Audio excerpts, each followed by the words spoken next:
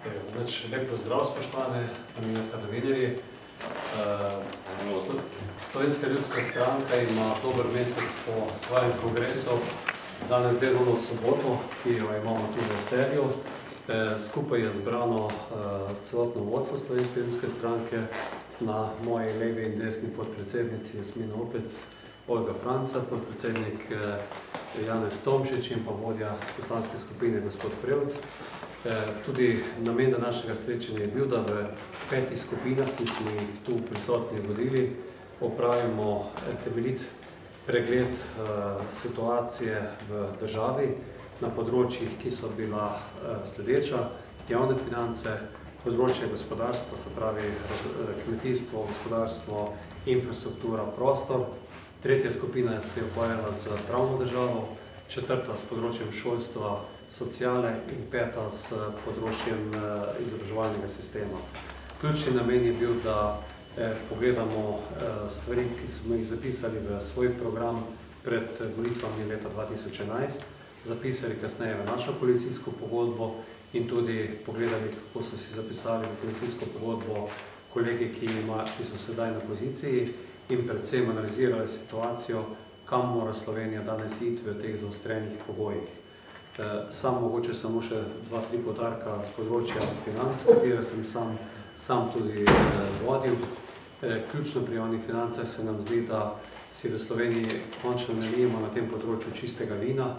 Prepričani smo, da zelo malo ljudi pozna realnost in poglobino podatkov, ki govorijo o težki situaciji, nekateri jih tudi prikrivajo, in upamo, da bo na osnovi teh podatkov, da bodo izvedeni tudi ti ključni ukrepi, ki jih mora Slovenija narediti v naslednjih tednih, dnevih, ki so pred nami. Ključni ukrepi, to, kar smo tudi v zadnjem času uspeli v parlamentu, na nek način spraviti k pameti tudi ostale poslanske skupine in da 7. maja končno sprejmemo fiskalno pravilo, ki je tisti signal, s katerim bomo povedali, da smo v Sloveniji resni in da v ustavo damo to uravnoteženje javnih financ. Da pa to dosežemo, je pa potrebno tudi sprejeti ključne korake na sanaciji bančnega sistema, se pravi ureditev slabe banke, kakor tudi transparentno gospodarjenje z javnimi financami, kjer želimo, da tudi z delom kupnine, ki bo iz tega področja zagotovo prišla v slovenski prostor, omogočimo ukrepe za nova delovna mesta in delno tudi za poplačilo tega manjka, ki bo nastal v bančnem sistemu. Nikakor si pa ne smemo privoščiti, da bi bil to zopet odprodaja za to, da bomo skozi maso plač naslednjem mesecu enostavno pojedli, kar smo v preteklosti ustvarili. Lahko vprašanje na to, no,